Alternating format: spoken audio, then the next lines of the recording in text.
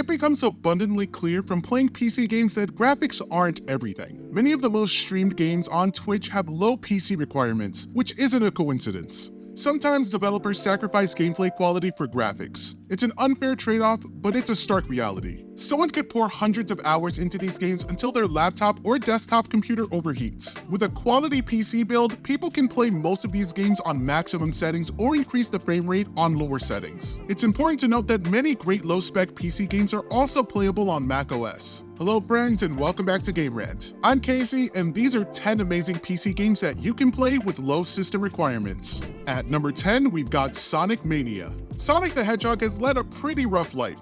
Nowadays, Sega's legendary mascot has a resume filled with both masterpieces and bottom-of-the-barrel junk, and the latter have dominated the discourse over the last 2 decades. Despite its many failures, when the franchise gets a project right, it tends to hit a home run. Sonic Mania is almost unquestionably the licensed best title of the current century, and it was developed by a team that previously worked on fan games. The developer's experience shines through the game's retro visuals, tight level design, great music, and classic gameplay. Sonic Mania pays tribute to the Blue Blur's Genesis era in a way that feels fresh rather than a complete retread. Although that may have to do with the fact that Sega largely ignored 2D Sonic except for a few levels in games like Sonic Generations. At number 9, we've got City Skylines. Paradox Interactive recently announced City Skylines 2, with the sequel penciled in for a 2023 release. Any city building fan has likely dropped hundreds of hours into 2015's City Skylines, a game that proved to be one of the genre's best releases of the 2010s. These types of titles have a reputation for being inaccessible. However, in recent years, developers have taken strides to lower the bar for entry. City Skylines represents this endeavor better than any of its contemporaries. Along with being ported to most modern consoles, the game is very beginner-friendly, all the while still offering a fair amount of depth.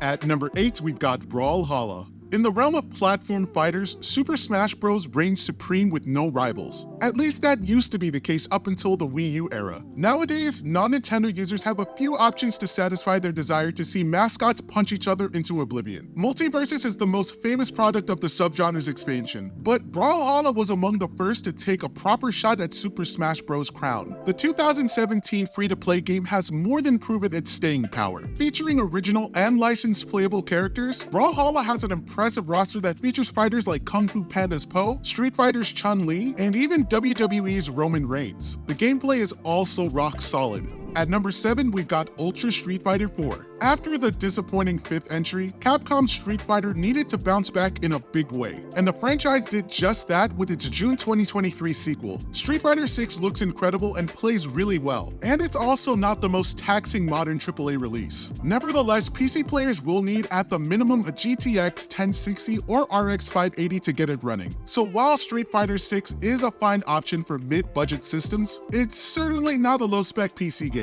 Thankfully, Ultra Street Fighter 4 is also right there. Now, it should be noted that the 2014 release, which is based on a 2008-2009 game, is a completely different beast than either of its sequels. Ultra Street Fighter 4 plays nothing like Street Fighter 6, and while that makes it a terrible option for someone looking to get in some mileage before jumping into the sequel, these core differences ensure that the older title still has a place on the market. Even though finding online matches in this day and age is not easy, and newcomers basically stand no chance against the veterans, the fighting game has quite a bit of single-player content to keep users entertained.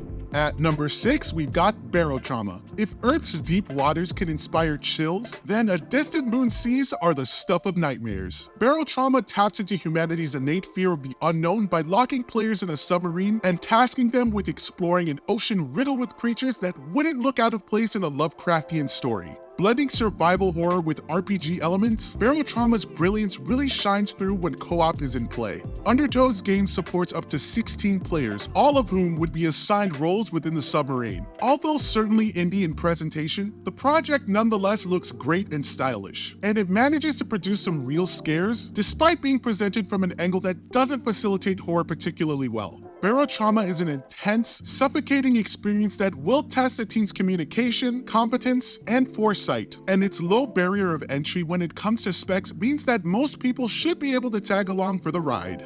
At number 5, we've got Minecraft. Many of the most popular video games have low PC requirements. It's not always about frame rate or graphics, which is why a game like Minecraft is widespread. This block building game is nothing short of a phenomenon, and a huge part of its appeal is its accessibility. Minecraft is a game for everyone, and that's certainly reflected in both its creativity-driven content and its undemanding PC requirements. At number 4, we've got League of Legends. Whether someone is a League of Legends or Dota 2 player, they can't deny that the format has left a huge impact on the gaming world. League of Legends is a MOBA that can be difficult for newcomers to jump into, especially after the game has been on the market for so long. But players won't need an especially jacked PC to get the title running. League of Legends is an entity unto itself, a beast of a game that dominates lives and continuously evolves. It might not cost money or hardware, but League of Legends demands time.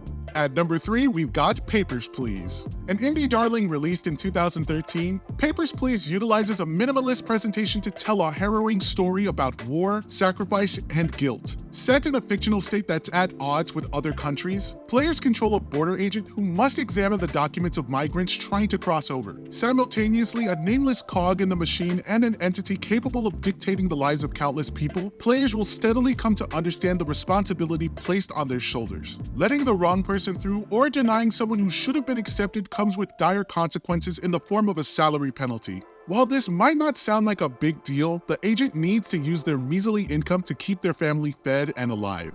At number 2, we've got Left 4 Dead 2. Left 4 Dead 2 will never die, or that at least seems to be the case. Valve's co-op shooter has been out for more than a decade, and the game's popularity has hardly dipped. 4 players must work together to blast their way through creative levels overflowing with zombies, some of which are quite creative. Even in 2009, Left 4 Dead 2 was not a particularly taxing game. With that, modern systems shouldn't have any trouble running this title on minimum or even maximum settings. And taking our top spot of this list is Valorant. Although Valorant was released in 2020, the game has surprisingly low PC requirements. This low-end favorite is jumping on the scene as one of Twitch's most streamed games. Its mass appeal is likely because of its low PC requirements, and because it's free to play. By using the Unreal Engine, developer Riot Games could focus on improving gameplay instead of building on the game's graphics. It goes to show that better graphical fidelity doesn't trump all. Valorant has addictive gameplay, and Riot is continually adding new content. A budget laptop likely has the necessary hardware to run this explosively popular game.